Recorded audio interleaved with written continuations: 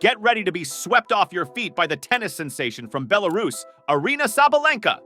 Born on May 5, 1998, this fierce competitor has taken the tennis world by storm. With a staggering 14 singles titles under her belt, Aryna ascended to the pinnacle of tennis glory, clinching the coveted world #1 spot on September 11, 2023. But with highs came terrifying lows and career-ending moments. Join us in discussing this remarkable journey of perseverance. Let's dive in, shall we? Aryna Sabalenka started playing at age 6.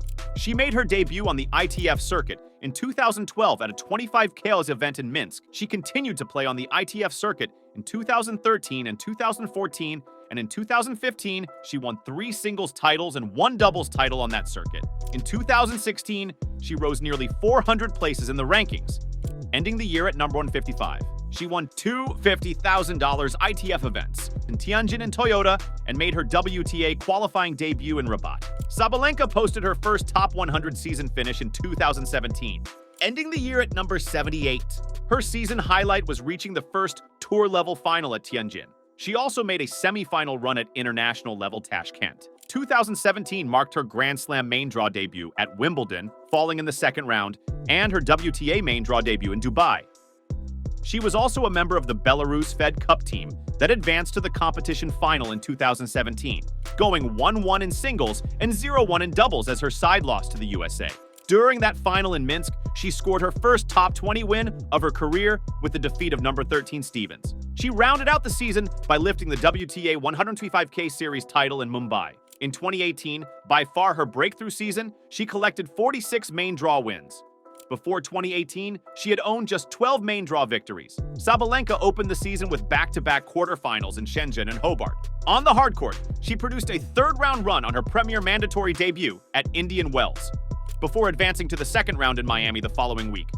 On clay, she reached her second career WTA final at Lugano, but she fell in the first round in Madrid, Rome, and at Roland Garros.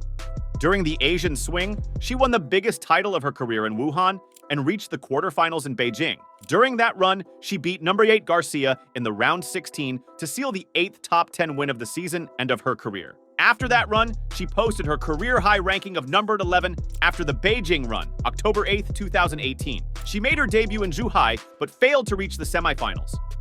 In 2019, she won 3 WTA titles: Shenzhen, Wuhan, and Zhuhai. Also, in doubles, she won the Sunshine Doubles, Indian Wells in Miami, and the US Open with Elise Mertens. In 2020, Aryna won 3 WTA titles and reached 200 career victories.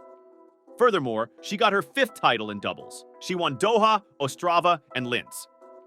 In 2021, Sabalenka won 2 WTA titles, Abu Dhabi and Madrid. She also won 2 Grand Slam semifinals at Wimbledon and the US Open.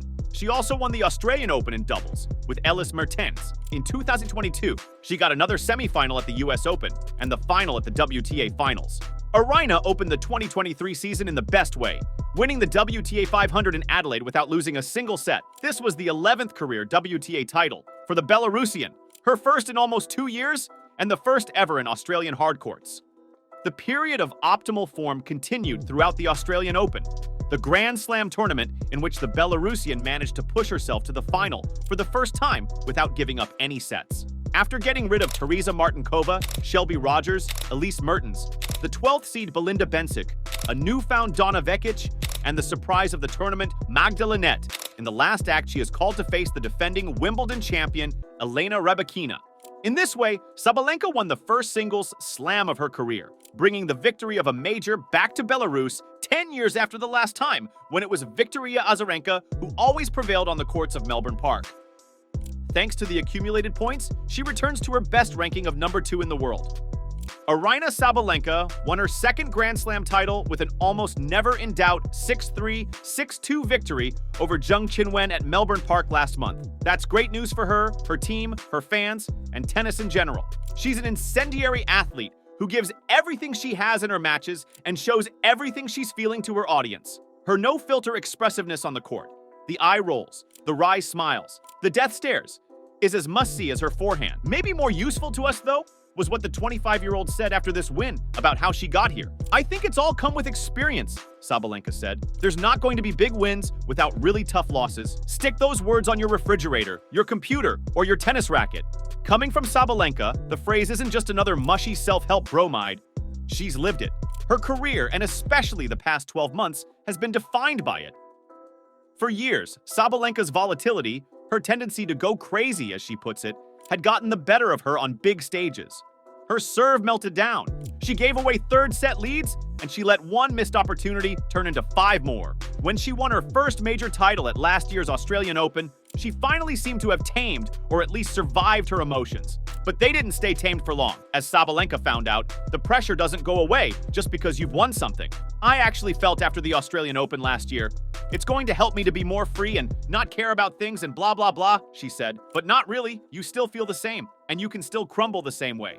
At Roland Garros, Sabalenka lost in the semifinals to Karolina Muchova from 5-2 up in the third. At Wimbledon, she lost in the semifinals to Ons Jabeur after being up a set and a break. At the US Open, she lost in the final to Coco Gauff after winning the first set.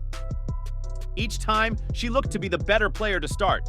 Each time, she ended up beating herself. Yet what we noticed most when those matches were over was her smile. It looked genuine rather than feigned, and she didn't seem to have any trouble mustering it even amid calamity. To us, the smile said that she was thinking long-term. She understood, as hard as this moment was, that there would be many more majors and many more opportunities, that she still knew how good she was, and that time was on her side. Yes, after her US Open loss, Sabalenka smashed her racket and stuffed it in a trash can. But in her press conference that same night, she was quick to emphasize that she and her team were still learning. It seemed as if she had accepted the fact that she was prone to disaster at the majors, which meant all she could do was try her best to prevent the next one. If disaster did strike, well, she knew now that it wasn't the end of the world. The worst happened to her at Roland Garros, but she bounced back to make the semis at Wimbledon. The worst happened to her there too, but she bounced back to go 1 round farther in New York. Now in Melbourne, she's gone 1 round farther than that. Of course, I was very down after those matches. Sabalenka said of 2023 defeats, "I was crying, I was smashing the racket, as we see. I was really crazy." But then, later on after day or two, we sit down with the team thinking, okay, what do we have to do to fix it and to make sure this will never happen again? So it's always a process. And as they say, you just to enjoy the process and trust the process and believe that next time you'll do better. Compared to last year, it's a completely different me, Sabalenka said. Compared to the US Open, once again, it's a different me. I'm more controlled and kind of don't let the rest of the things come to my mind. And that concludes today's video.